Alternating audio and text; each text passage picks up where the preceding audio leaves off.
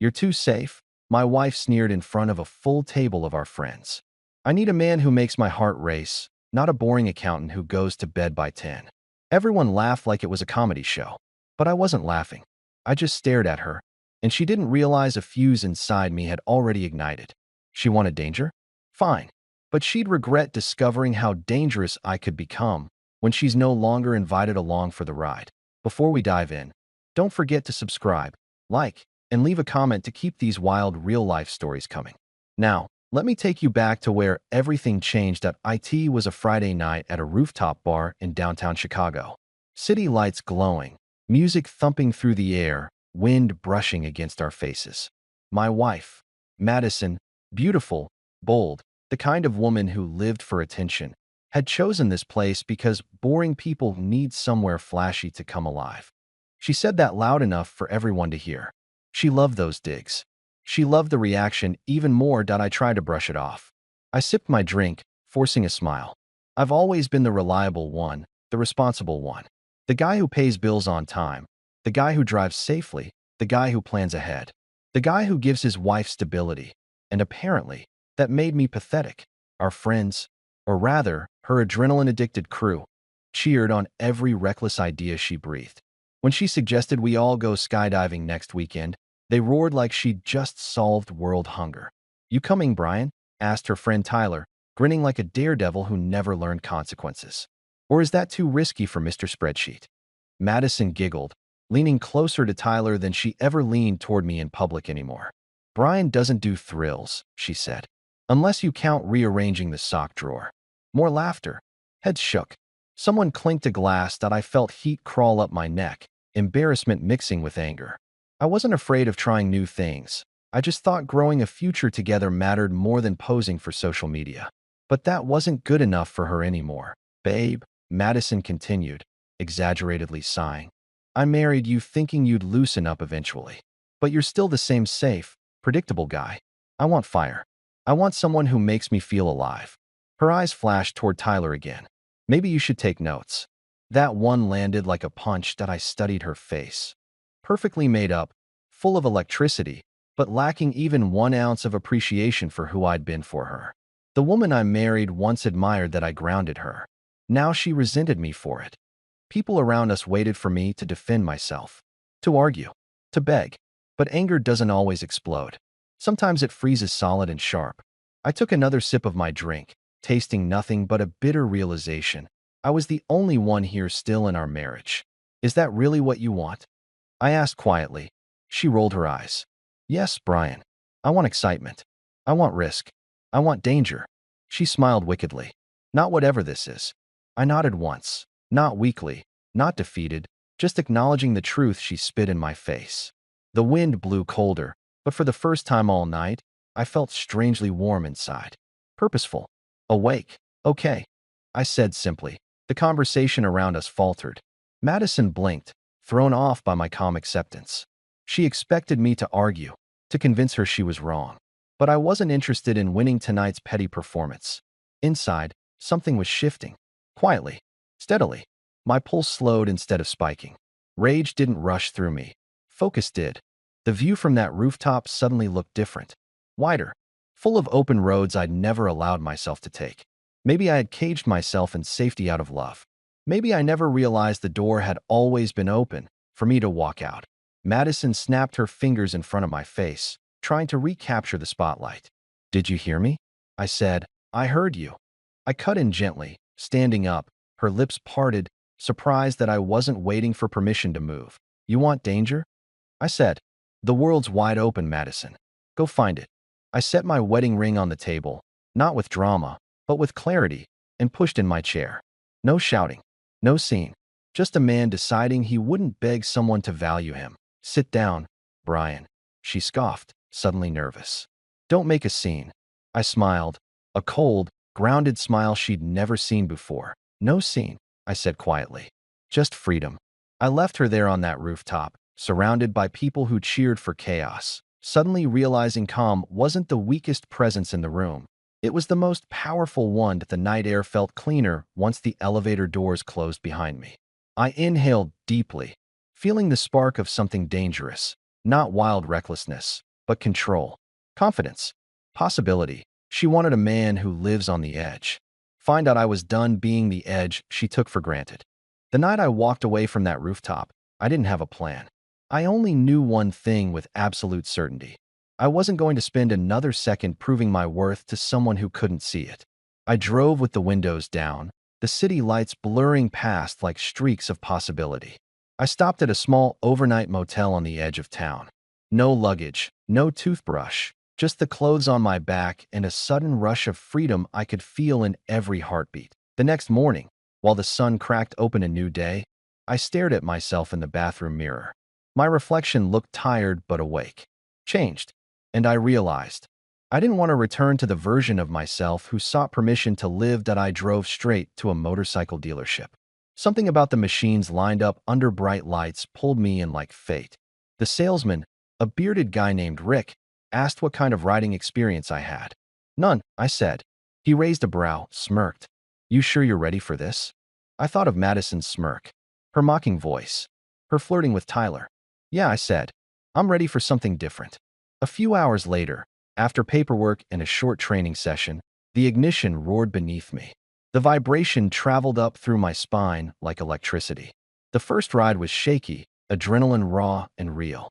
The wind attacked my face and jacket, pure, thrilling chaos. I wasn't just alive. I was living. I rented a small apartment near the city's industrial district, a place with exposed brick and zero reminders of the life I left behind. In the evenings, I rode with a local motorcycle group, people who laughed loudly, lived boldly, and didn't judge me for being new to the thrill. They called me Blue because of the navy riding jacket I'd bought on a whim. I stopped answering Madison's messages. At first, they were cold. So you're just going to act dramatic? Then confused. What are you doing? Where are you? Then panicked. Brian, please call me. I'm scared. What's happening? I didn't respond. Not because I hated her, but because I was busy discovering parts of myself she never let breathe. Work noticed the change too. I wasn't the cautious guy triple-checking every decision. I was sharper, bolder, taking lead on tough accounts. My boss, a tough-minded woman named Karen, called me into her office one afternoon. I don't know what flipped in you, she said, but this is the best version of you I've seen in years. Keep going. That simple acknowledgement confirmed something. Excitement didn't mean stupidity. Risk didn't mean recklessness. There was a balance, and I was finding it. Friday nights were no longer about rooftop humiliation.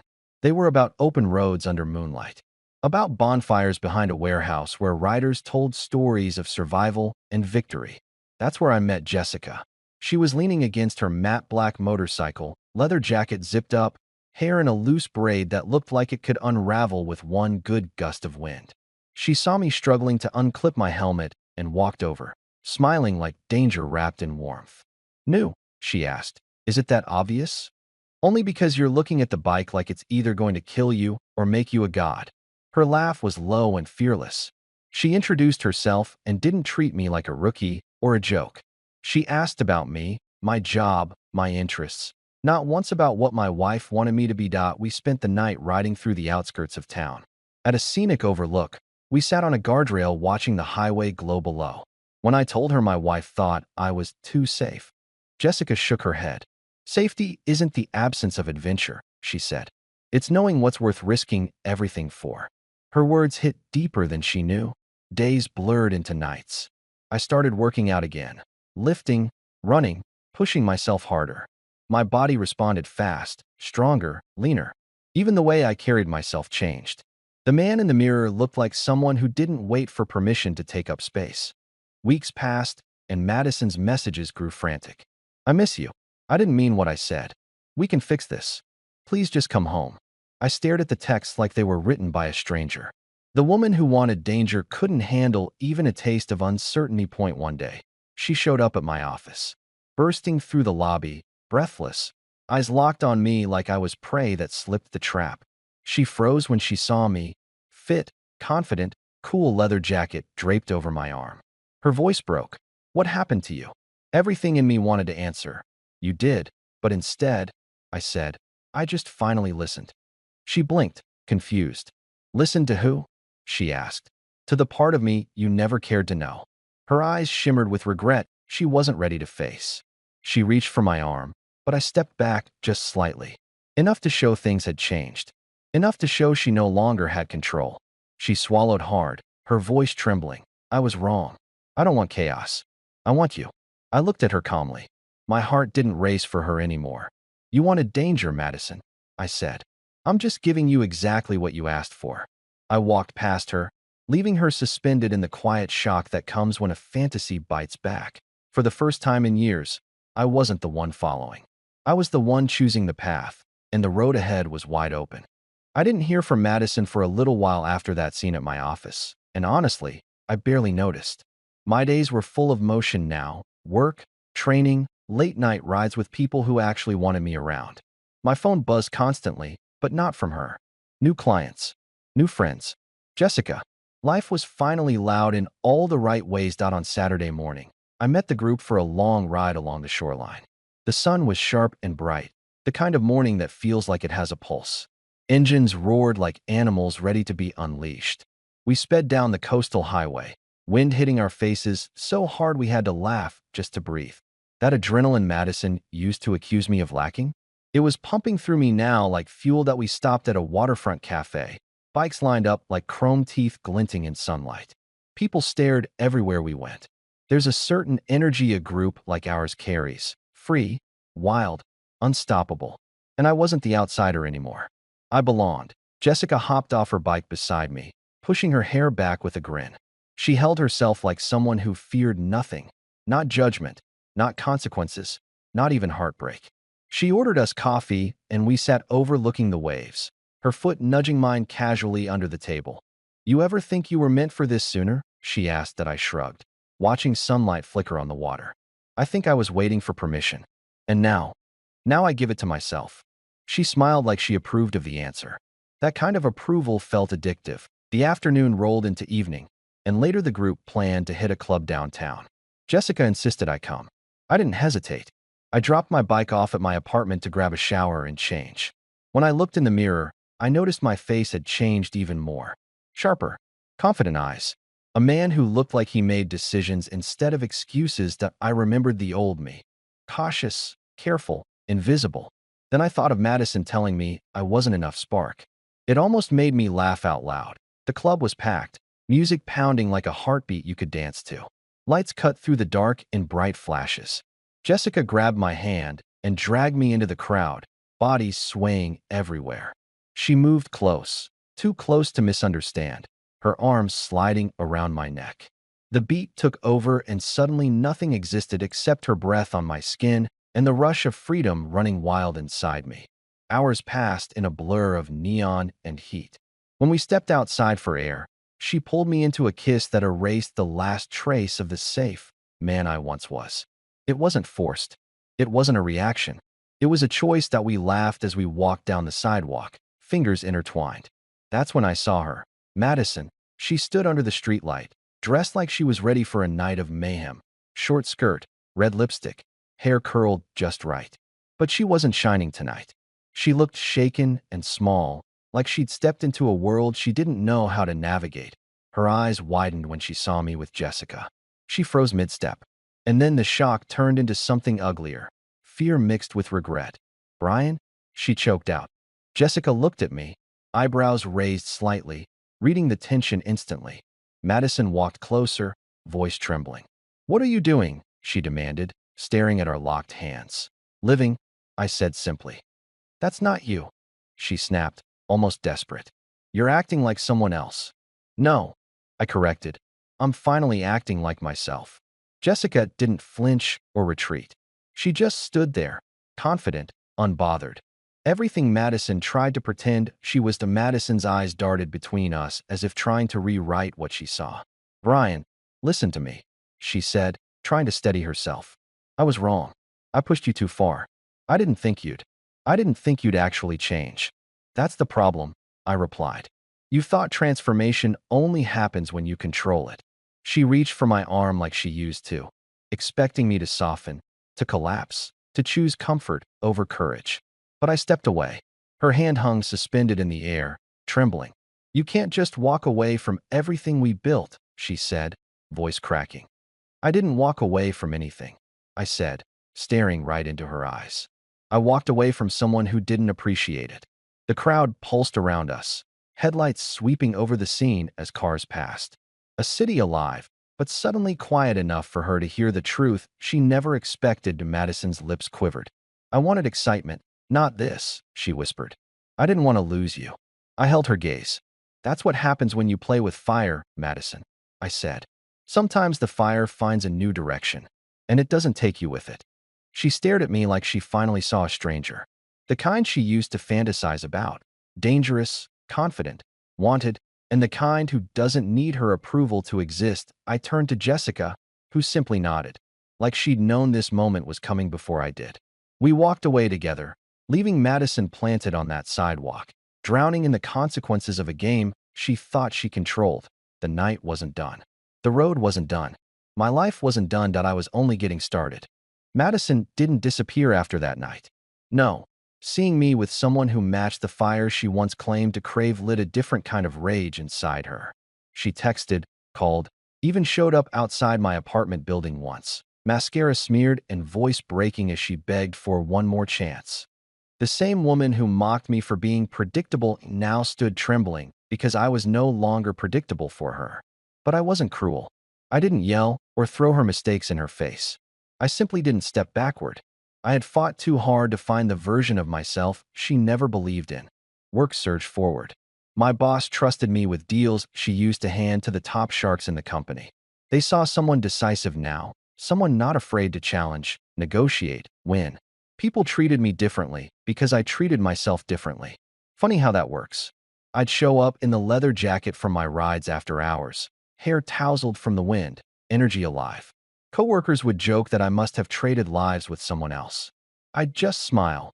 They didn't need to know the details. Nights with the motorcycle crew became more than adrenaline. They became belonging. We rode far, up into the hills where the city looked small, like a toy set far below real life. We'd sit around bonfires with music and beer, stories flowing like gasoline. Jessica always sat beside me, leaning her head on my shoulder in a way that made the world feel steady, even when we were flying through it at 80 miles an hour. She never asked me to change. She never demanded danger. She just welcomed who I was becoming. Then came the night everything came full circle. My company held its annual celebration, a massive downtown event with cameras, champagne, and too many sequins. I hadn't planned to bring anyone, but Jessica insisted on coming with me. She arrived in a fitted black dress, confidence radiating from every step. She wasn't there to impress anyone. She was just herself, bold and unapologetic. I realized how rare that was, how valuable. The ballroom glittered with people trying too hard to be seen. But the moment we walked in, eyes shifted toward us. Not because we wanted attention, but because we looked like two people who didn't need approval. That's the kind of presence you can't fake. I was speaking with a couple of executives when I felt the shift in the air. Attention, like the temperature dropped a degree. I didn't have to turn around to know she was there. Madison, her hair styled perfectly, dress shimmering like she spent hours preparing for a moment she didn't understand she'd already lost. She spotted me and froze for half a heartbeat before forcing a confident smile she hoped would mask the panic beneath it. She walked toward me, ignoring everyone else around. She always assumed the world paused for her. "Hi, Brian," she said softly, like we were alone in the room. Jessica stepped slightly closer, her hand finding my arm with casual certainty. She didn't need to compete. The connection was already understood. Madison's smile cracked. "I see you've been enjoying yourself," she muttered, eyes flicking toward Jessica with concealed envy. "I've been living," I answered. "There's a difference." She swallowed. "Can we talk? Just us." I looked at Jessica, and she nodded, not with insecurity, but with trust. Because unlike Madison, she didn't cling to control. I walked a few steps away with Madison, enough to give space, but not enough to feel private. She took a shaky breath. "I didn't want things to end like this," she whispered. "I wanted you to change, yes, but not to leave me behind." I held her gaze calmly. "I didn't leave you behind. You let go first." A flash of guilt crossed her face. "I was stupid. I thought if I pushed you, you'd fight for me. I didn't think you'd fight for yourself instead." "That's exactly the problem," I replied. "You weren't cheering for my growth. You were challenging my worth." Her voice cracked. I want the man you are now. I exhaled slowly. Not angry, not triumphant, just done with the cycle. The man I am now, I said, isn't waiting to be chosen anymore. For a moment, she stood absolutely still, eyes shattering with the realization that her gamble cost her the very thing she once claimed to want. The room continued buzzing with celebration, while the truth settled on her shoulders heavier than any insult she ever threw. That I placed my hand gently on her arm, not to pull her close, but to make sure she understood. You wanted fire, Madison, I said quietly. But you forgot. When you play with fire, you either feed it or you get burned. Her lips trembled. No comeback, no performance, just the raw consequence of her choices. That I walked away before she could speak another word. Jessica welcomed me back with a smirk. Done? She asked. Yes, I said. Finally. And when she took my hand again, it felt like a future, not a rebuke. We danced beneath the golden ballroom lights while Madison stood alone, forced to watch the danger she used to fantasize about become something real, something she no longer had access to. I didn't become reckless. I didn't lose myself. I simply stopped living a life built to impress someone who never valued the effort. That I became the version of myself that was always waiting under the surface, the one who didn't fear the edge anymore, because sometimes the safest choice is choosing to stop being the safe choice. And in that moment, she understood something too late. Adrenaline is exciting, but regret? Regret is the real danger. If you enjoyed this story, make sure to subscribe, hit like, and leave a comment. Your support keeps these powerful stories coming.